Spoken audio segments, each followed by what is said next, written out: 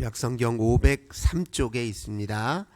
503쪽 사무엘하 22장 28절에서 31절 우리 한 목소리로 함께 봉독하겠습니다. 주께서 곤고한 백성은 구원하시고 교만한 자를 살피사 낮추시리이다. 여호와여, 주는 나의 등불이시니 여호와께서 나의 어둠을 밝히시리이다. 내가 주를 의뢰하고 적진으로 달리며 내 하나님을 의지하고 성벽을 뛰어넘나이다. 하나님의 도는 완전하고 여호와의 말씀은 진실하니 그는 자기에게 피하는 모든 자에게 방패시로다. 아멘. 오늘도 주님과 함께 하루를 시작하시는 우리 모든 성도님들, 하나님께서 하늘의 크신 은혜와 평화 가득 부어주시길 주님의 이름으로 간절히 기원합니다. 오늘 여호와를 구원으로 삼는 삶, 이런 제목으로 함께 은혜 나누도록 하겠습니다. 앞서 우리가 살펴본 것처럼 압살롬의 반란을 통해서 다윗은 철저하게 다시 한번 자신의 삶을 되돌아보며 하나님께서 내게 허락하신 그 왕으로서의 책임이 얼마나 크고 중요한 것인지를 다시 한번 뼈저리게 하나님 앞에 고백하였습니다. 우리가 앞서 살펴보았지요. 다윗은 앞서 하나님이 행했던 모든 일들을 통해 다시 한번 겸손한 마음 자세를 가졌을 것입니다. 이 겸손이라고 하는 것은 정직한 자기인식으로부터 출발합니다. 내가 하나님 앞에 어떤 존재인지를 명확하게 자각해야 거기서 겸손이 나오는 것입니다. 자기 실체나 자기 본질을 제대로 알지 못하면 겸손하기 어렵습니다. 근데 자기 실체를 안다는 건 여호와의 빛을 통해서 알아야 제대로 압니다. 스스로 자기가 자기 자신을 판단할 만한 눈이 있는 것이 아닙니다. 우리는 여호와의 빛을 따라서 나를 인식해야 가장 나를 정확하게 인식할 수 있죠. 그 정직한 자기 인식을 통해서 다시 한번 다윗은 겸손에 이르렀기 때문에 하나님 앞에 한 번 더 주님께 온전히 의지하고 주님의 힘을 의지하고 또 주님의 마음을 의지하고 주님 사랑을 의지하며 이제 왕정에 다시 임할 수 있었습니다. 그러나 다윗이 압살롬 그 사건을 통해서 리더십이 흔들린 것은 분명했습니다. 압살롬 이후에 또 세바라고 하는 사람이 반역을 일으키는데요. 사무엘하 20장 1절 또 2절 보면은요, 불량배라고 지칭한 베냐민 사람 이 세바라는 사람이요, 다윗에게서 뭐라고 얘기하냐면 다윗과 나눌 분깃이 없고 이새의 아들에게 받을 유산이 없다. 이스라엘아, 각각 장막으로 돌아가라. 이렇게 이제 분열을 일으켰습니다. 그러니까 유다의 왕일 뿐이다. 다윗은 유다의 왕일 뿐이다. 나머지 이스라엘 전 지파를 다스릴 만한 역량이 그에게는 없다. 이렇게 하면서 세바가 이제 반역을 일으켰습니다. 그래서 거기에 이제 이스라엘 사람들이 동요를 했다는 장면이 나옵니다. 리더십이 이제 흔들렸다는 것을 의미하기도 하죠. 그러나 중요한 것은 하나님이 누구를 통해서 일하시냐가 이제 중요한 일이죠. 하나님은 어찌됐든 완벽한 사람을 통해 일하시는 것이 아니라 겸손한 자를 통해 일하신다는 것을 다시 한번 기억할 필요가 있습니다. 세바 눈에 보기에 다윗은 불완전하죠. 실제 우리 눈에 보기에도 다윗이 앞서 저질른 실수도 있고요, 그간에 보여줬던 모습 통해서 분명히 다윗에게도 허점이 있다, 저가 완벽한 왕은 아니다, 우리도 인식할 수는 있습니다. 근데 그러나 중요한 것은 하나님이 어떻게 누구를 통해서 일하시냐가 분명히 중요하지요. 이스라엘의 진짜 왕은 하나님이시잖아요. 그러니까 하나님 앞에 겸손한 자를 통해 하나님이 일하신다는 것을 다시 한번 세바 반역을 통해서 확인시켜 주십니다. 세바가 반역을 일으켰지만 당연히 하나님에 의해서 굴복당해서 다 수습이 다시 됩니다. 이후에 다윗은 또 21절에 보면 이스라엘에게 닥친 큰 기근이 3년 동안 있었는데요. 21장 1절입니다. 다윗의 시대에 해를 거듭하여 3년 기근이 있으므로 다윗이 여호와 앞에 간구하매 여호와께서 이르시되 이는 사울과 피를 흘린 그의 집으로 말미암음이니 그가 기브온 사람을 죽였음이니라 하시니라. 기브온 사람들에게 행했던 사울의 악행 때문에 하나님께서 이스라엘에게 3년 기근을 내렸다, 그렇게 지금 표현하고 계십니다. 그래서 다윗이 사울이 저질렀던 악행도 수습하는 장면이 나와요. 기브온 사람들에게 사울이 어떤 일을 행했는지는 구체적으로 기록되어 있진 않지만 그것으로 인해 기브온 사람들 마음속에 큰 상처가 있었던 것 같습니다. 그래서 다윗이 그들의 마음을 보듬는 과정이 21장에 등장합니다. 이 기브아는 예루살렘으로부터 북서쪽이죠. 북서쪽으로 한 10km 정도 떨어져 있는 곳에 있는 위치에 있는 도시예요. 그러니까 사울이 했던 악행을 수습했다라고 하는 것은 다윗이 하나님 앞에서 그래도 겸손하게 깨어있고 주님의 마음으로 백성을 보살피려고 하는데 노력을 계속했다라는 것을 보여주기도 하는 것입니다. 그래서 이후에 또 블레셋이 한번 이스라엘을 넘보기 위해서 찾아왔는데 큰 거인들을 앞세워서 블레셋 족속이 이스라엘을 쳐들어오는 장면이 21장 15절 이하부터 있습니다. 그러나 하나님께서는 또 다윗을 도우셔서 21장 22절처럼 큰 거인족들을 하나님이 물리치시고 다윗의 손과 그의 부하들의 손에 넘어지게 하셨다, 이렇게 표현하고 있습니다. 다윗은 다시 한번 하나님의 능하신 힘과 또 여호와 하나님만을 의지하는 것이 진정한 승리가 있다는 사실을 다시 한번 깨닫고 오늘 22장에서 이제 시편으로 노래하는 장면이 등장합니다. 이 22장에 있는 이 시편은요, 시편 18편의 내용과 똑같습니다. 그러니까 오늘 다윗이 노래한 내용은 시편 18편으로 그대로 기재되어 있습니다. 이 시편 속에서 다윗의 그동안의 모든 인생 속에서 하나님이 어떻게 역사하셨는지를 압축적으로 신앙 고백하고 있는 내용이 이제 오늘 본문의 내용이라고 할 수 있습니다. 다윗의 이 시편을 통해서 우리가 한 가지 먼저 기억해야 될 것이 무엇이냐면, 오늘 이 시편을 제목을 뭐라고 붙였냐면 다윗의 승전가라고 하는 이름으로 이게 이제 시편의 제목이 그렇게 소제목이 붙여져 있어요. 우리 인생의 진정한 승리가 이제 어디에 있느냐?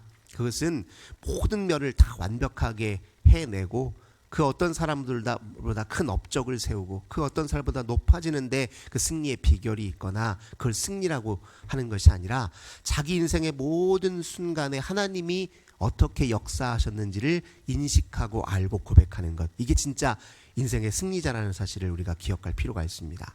다윗은 오늘 시편 고백 속에서 자기가 넘어지고 부서지고 또 수없이 공격당하고 어려움을 겪었지만 그때그때마다 하나님이 역사하시고 임재하시고 함께 하셨다는 사실을 고백하고 있거든요. 우리도 우리 인생을 되돌아봤을 때 그런 신앙 고백이 우리 중심으로부터 진실되게 절로 나온다면 우리 인생은 승리한 인생이라는 겁니다. 하나님에 의해서 조명되어서 우리 인생의 의미가 깨달아지면 승리한 인생이라는 거예요. 남들이 뭐라고 얘기하든 평가하든 세상이 우리 인생을 뭐라고 평가하든 그게 중요한 것이 아니라 우리가 주 앞에서 정직한 진실한 신앙 고백으로 우리 하나님의 우리 인생 가운데 역사를 고백할 수만 있다면 그게 진짜 승리하는 인생이라는 거예요. 그러니까 우리가 인생을 돌아볼 때 하나님이 어떻게 일하셨는지를 마음속으로 이렇게 다시 한번 정리하면서 어떤 방식으로든 고백하는 이 과정이 필요합니다. 다윗은 시편을 참 여러 시를 지었어요. 그건 뭐냐면 그때그때마다 그가 신앙 고백을 자기 입으로 그리고 자기 고백으로 이렇게 늘 정리를 했다는 것을 의미하거든요. 꼭 시인들만 이렇게 할 수 있는 게 아닙니다. 글을 잘 쓰는 사람만 이렇게 하는 게 아니에요. 제 나름의 신앙 고백이 다 있어야 돼요. 네, 우리는 신앙 고백하면은 기독교의 표준적인 교리나 교의를 이렇게 읊조리는 것으로만 생각하는데 아니라는 거예요. 예수는 그리스도다, 이 고백 중요하죠. 핵심입니다. 하지만 그런 고백 넘어서서 내가 하나님 앞에 어떤 사람이었고 주님이 나를 어떻게 도우셨고 내 인생 속에 어떻게 역사하셨는지 내 나름의 신앙 고백들이 다 있어야 된다는 겁니다. 그런 고백이 있는 사람이 하나님과 함께 인생을 승리한 사람이다, 이렇게 이해하셔야 됩니다. 다윗은 어떻게 하나님을 고백했습니까? 3절 보니까 22장 3절 보니 무엇보다도 우리 하나님은 구원자시고 나를 폭력에서 구원하셨다, 이렇게 표현하고 있습니다. 하나님이 나를 지키시더라, 이렇게 얘기합니다. 내 노력으로, 내 전략으로, 내 힘으로, 내 군사력으로, 내 경제적으로 아니라는 거예요. 그 모든 것은 하나님이 우리를 향하신 그 자비에 비하면 아무것도 아니라는 거예요. 결국 우리 인생을 지키는 건 여호와 하나님이시라는 걸 다윗은 뼈저리게 알았거든요. 힘이 셌을 때도 그 힘이 자기를 지켜준 것이 아니라 여호와 하나님의 역사하심이 지켜주셨다는 것을 다윗은 분명히 목도했습니다. 우리 인생들은 자기를 지키기 위해서 얼마나 분주하게 일을 합니까? 큰 집이 나를 지켜줄까 싶어서 큰 집을 얻는데 힘을 쓰잖아요. 큰 돈이, 큰 소유가 나를 지켜줄까 싶어서 또 그것을 재물을 얻는데도 얼마나 힘을 씁니까? 그러나 그것이 나를 지켜주기도 하지만 때로 그것 때문에 내 심령이 괴로움을 겪기도 하고 그것 때문에 내 인생이 더 큰 해를 입기도 하잖아요. 그러니까 그건 불완전하다는 거예요. 돈이 나를 지켜주는 것 맞지요. 하지만 불완전한 수단이라는 겁니다. 가장 완벽하게 우리를 지켜주시는 분은 여호와 하나님이시다. 다윗은 그런 고백을 지금 갖고 있습니다. 얼마나 주변에 다윗을 못 잡아먹어 안달난 사람들이 많냐고요. 이 다윗은 끊임없이 늘 공격을 받고 살았어요. 왕이 되기 전부터 그랬죠. 왕된 이후에도 다윗은 끊임없이 외적들로부터 그리고 내부로부터 여러 가지 공격에 노출되어 있었습니다. 그때마다 15절 고백처럼 하나님이 화살을 날려 그들을 흩으시며 번개로 그들을 무찌르셨다. 그렇게 지금 표현하고 있습니다. 가장 힘든 순간에 여호와 하나님밖에 의지할 사람이 없으니 주님의 이름을 부르고 환난에서 부르짖었을 때 주님이 대신 물리치셨다. 그렇게 지금 고백하고 있습니다. 인생에서 우리도 힘든 순간들이 있습니다. 하나님 말고는 나를 도울 수 있는 사람이 없을 때가 있어요. 이렇게 모든 도움으로부터 내가 의지할 만한 모든 것으로부터 단절된 느낌을 받을 때가 있죠. 극심한 소외감을 겪을 때가 왜 없겠습니까? 그런 순간에라도 우리가 영원히 의지할 분이 여호와 하나님이시다. 다윗은 그렇게 고백하고 있습니다. 26절 27절 말씀도 한번 보십시오. 자비한 자에게는 주의 자비하심을 나타내시며 완전한 자에게는 주의 완전하심을 보이시며 깨끗한 자에게는 주의 깨끗하심을 보이시며. 이게 무슨 말을 의미하냐면 하나님은 우리의 행위를 귀히 보신다는 거예요. 하나님께 의지하고 하나님의 뜻을 따라 살려고 하는 일을 귀하게 여기신다는 거예요.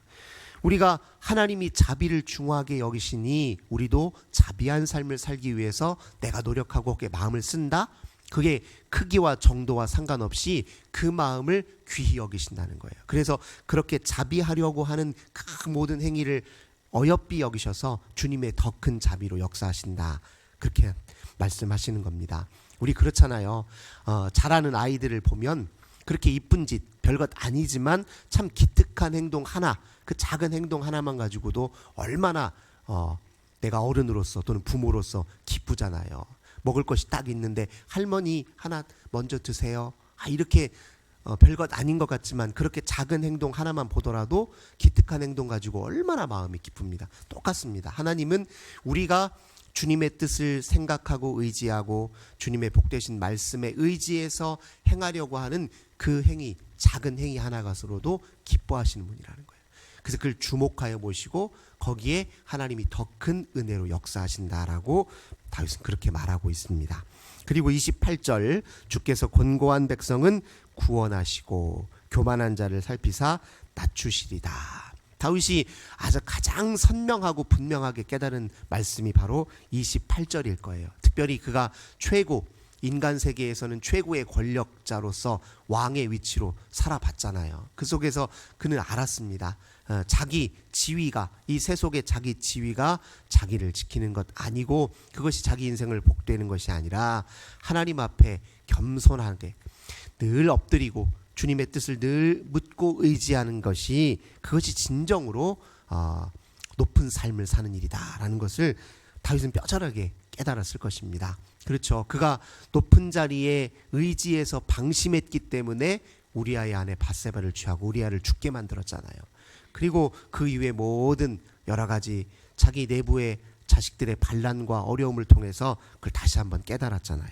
그 다음에 29절 여호와여 주는 나의 등불이시니 여호와께서 나의 어둠을 밝히시리다. 다윗은 하나님이 어떤 분으로 또 인식했냐면 하나님은 우리가 알기를 원하신다는 거예요.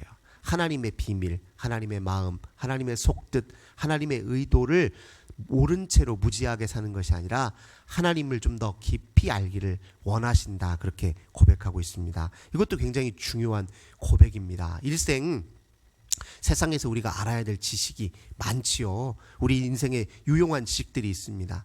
그렇게 우리 생활에 필요한 지식이라든가 또는 인간사의 삶에 필요한 지식으로 우리가 우리 마음을 채울 수는 없는 것입니다. 우리 중심의 가장 중요한 지식과 인식은 무엇입니까? 여호와를 아는 인식이라는 겁니다. 하나님을 아는 것이 가장 중요한 알미고 우선적인 알미라는 것을 다윗은 알았습니다. 그리고 우리도 역시 마찬가지죠. 바울의 고백처럼요, 그리스도를 아는 것 외에는 다 쉽게 말하면 아무것도 아닌 마치 거름과 같은 분뇨와 같은 것이다. 바울이 그렇게 고백하잖아요. 그러니 우리도 하나님을 아는 지식이 우리 인생에서 가장 값지고 중요하고 우선적인 지식이라는 것을 마음에 다시 한번 새겨야 될 것입니다. 30절 말씀에 내가 주를 의리하고 적진으로 달리며 내 하나님을 의지하고 성벽을 뛰어 넘나이다. 우리는 힘으로, 우리 생각으로, 우리 노력으로는 한계가 분명하죠. 늘 인생에서 벽을 만날 수밖에 없습니다. 우리 힘으로만 살면 그렇습니다. 그러나 주님을 의지하는 사람에게는 자기 한계를 뛰어넘는 힘이 생긴다라는 것을 다윗은 알고 있었죠. 그걸 처음부터 경험했어요. 골리앗을 물리칠 때부터 그랬죠. 키도 힘도 엄청난 차이가 있었지만 다윗이 뭐라고 얘기합니까? 처음에 나는 여호와 하나님의 이름으로 내 앞에 서노니 하면서 골리앗을 무찔렀던 장면부터 해서 그는 자기 한계를 무엇으로 뛰어넘었느냐? 여호와를 의지함으로 뛰어넘었다는 겁니다. 마지막 31절 하나님의 도는 완전하고 여호와의 말씀은 진실하니. 가장 인간이 불완전하고 유한하지만 그래도 우리의 불완전함과 유한함을 넘어서서 영원함과 또 무한함을 경험할 수 있는 가장 좋은 방법과 비결은 어디에 있느냐? 주님이 우리에게 허락하신 말씀에 있다. 다윗은 그것을 깨닫고 지금 고백하고 있습니다. 오늘 이 다윗의 고백이 우리의 고백이어야 합니다. 우리도 다윗만큼이나 하나님이 우리 인생에 역사하셨습니다. 다른 모양, 다른 형태이지만 하나님이 왜 다윗에게만 역사하셨겠어요? 우리 인생에도 하나님이 역사하셨고 지금도 역사하시고 지금도 우리와 함께 계십니다. 그런 중요한 것은 내 고백이에요. 내 고백. 다윗과 같이 내 고백이 어떠냐가 중요합니다. 우리 주님 앞에 늘 진실한 신앙 고백으로 하나님과 더 친밀한 교제 가운데 오늘 다윗이 이야기한 것처럼 우리도 인생의 승전가를 진정으로 노래하는 우리 모든 성도님들 되시길 주님의 이름으로 간절히 기원합니다. 참 좋으신 주님 감사드립니다. 오늘 다윗이 승전가라는 이름으로 주님이 누구이신지를 고백했습니다. 하나님, 인생의 진정한 승리는 자기 인생에 역사하신 하나님을 또렷하게 목도하는 것이요 진실하게 신앙 고백하는 것임을 다시 한번 저희들 마음에 새깁니다. 지나온 우리 세월 동안 하나님께서 우리 인생에 어디에 계셨고 어떻게 역사하셨고 어떻게 우리를 도우셨는지 저희들도 하나님 다윗을 따라 아름답게 노래할 수 있도록 은혜 베풀어 주옵소서. 주 예수님의 이름으로 간절히 기도하옵나이다. 아멘. 주신 말씀으로 기도하시고 우리 환우들을 위해서, 우리 가정의 자녀들을 위해서, 또 교회와 나라를 위해서, 그리고 고난당한 우리 이웃을 위해서 함께 기도하겠습니다. 좋으신 주님 감사합니다. 오늘도 주님께 기도함으로 하루를 시작합니다. 저희들 연약하오니 오늘도 성령으로 임하여 주시옵소서. 우리 하나님